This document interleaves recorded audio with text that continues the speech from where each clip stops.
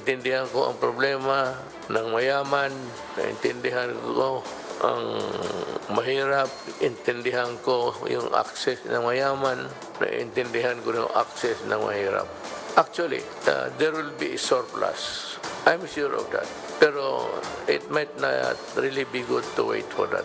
You have to contribute. I said, this is a fight not only against the COVID, but against despair and hopelessness.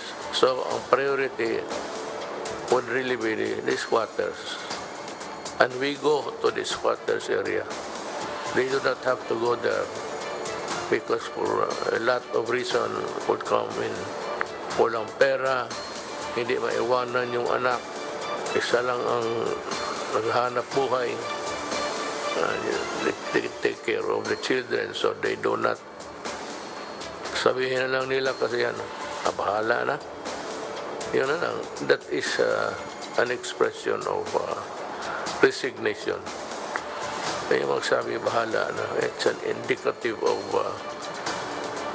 a person who has lost hope.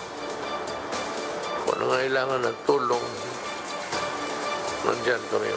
Hindi lang nga madali. Pero we will mobilize. Do not despair. Kaya natin ito. COVID na ito. Maliit na bagay ito sa buhay natin.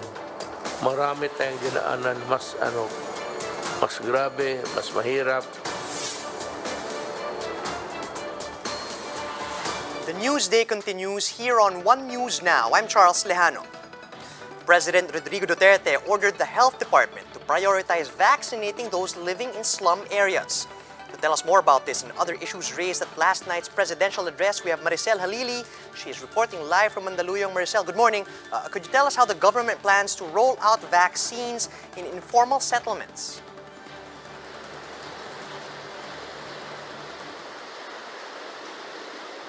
Good morning, Charles. Well, if we base it from the statement of President Duterte last night, he ordered the Health Department and other government agencies to bring the government people to slum areas to start vaccination, those who belong to the poor families, meaning those employees from the government will go directly to the squatters area and start the vaccination, or the national government can provide a vaccination site and then make sure that they can provide transportation to those who live in slum areas and bring them to the vaccination site to start inoculation.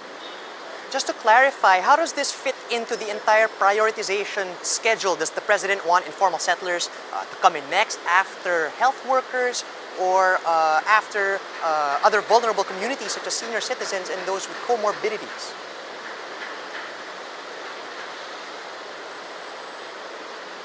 That's the issue here, Charles. Health Secretary Francisco Duque explained last night to President Duterte that it is not possible to implement the vaccination to those who belong in the slum areas.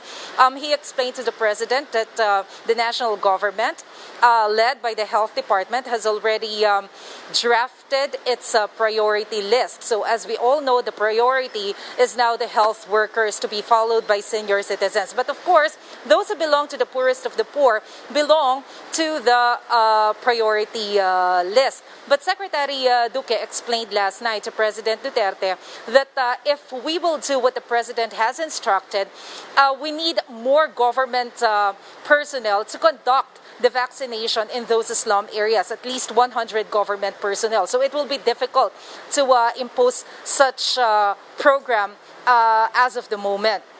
What Secretary Duque suggested is that we should follow the draft program of the vaccination.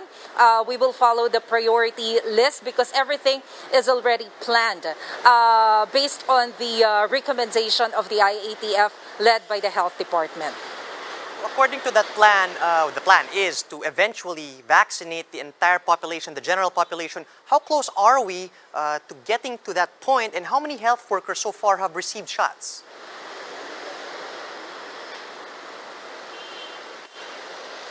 We're still far from that, Charles, because for now, we have a very limited supply of vaccines. We have already started vaccinating the health care workers, but of course, after the health care workers, we have to proceed to the senior citizens. But for now, we only have more than 1 million doses of Sinovac and AstraZeneca, which is far from the number of supplies that we need to vaccinate all 3.4 million healthcare workers, or all 1.7 million healthcare workers. To vaccinate all those 1.7 million workers, we need 3.4 million doses of vaccines. Yeah, we have a long way to go indeed, but then let's talk about AstraZeneca for a bit, Maricel. President Duterte mentioned that he had this dilemma as whether to use all AstraZeneca vaccines that we already have as first dose, or maybe reserving half of this to secure the second dose for those who have already received the first dose. What was Secretary Duque's recommendation on this?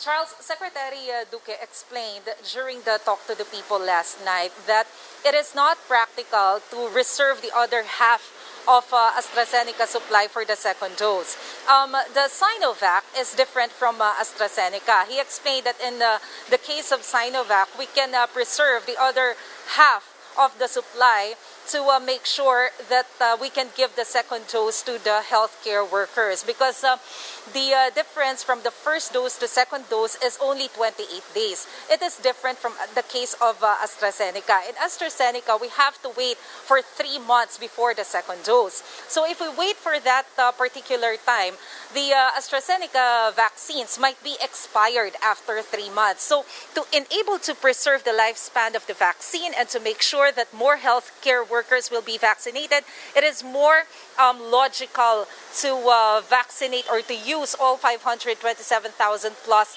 AstraZeneca to healthcare workers and just wait for the second tranche of supply, which will come from the COVAX facility. The World Health Organization, anyway, has assured the national government that the second tranche of AstraZeneca supply will be delivered this month, or if there will be a delay, probably early next month.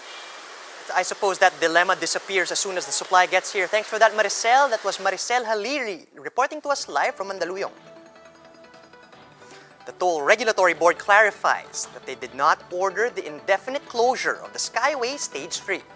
San Miguel Corporation earlier announced in a now deleted post that Skyway 3, which connects the NLEX and SLEX, will be closed to motorists starting this afternoon.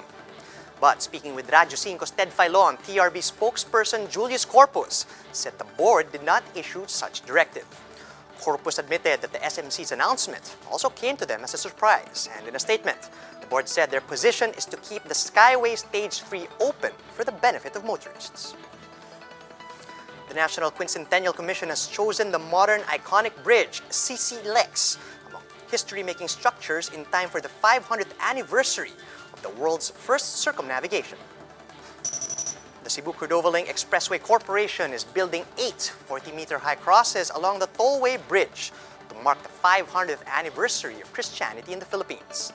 The firm said the crosses were inspired by the cross planted by Magellan half a millennia ago, as the iconic structure will tower over the Mactan Channel and most of Cebu City by April of this year. Speaking with Radyo 5's Ted Filon, Metro Pacific Tollways President and CEO said CCLEX is now 50% complete and is expected to be opened to the public by the first quarter of next year. The Tollway Bridge spans the Mactan Channel, linking Cebu City with the municipality of Cordova and outlying towns of Cebu Province. Naisip namin, kung gagawa tayo ng tulay na magbabago ng skyline at sea view ng Cebu, kailangan maging iconic talaga siya na may pagmamalaki ng mga tao. No? Nag-design tayo, hindi ordinaryong design. Kahit saang sulok ka ng Cebu Island o Mactan Island, nakikita mo yung cross. No? Kasi iilawan natin yan sa paggabi. No? Para magiging landmark talaga siya sa Cebu. And those are the top stories of the hour. Join us later at 1 p.m. as we continue to monitor the day's biggest stories. I'm Charles Lejano. Mask on, wash hands, and stay safe, Philippines. We are One News.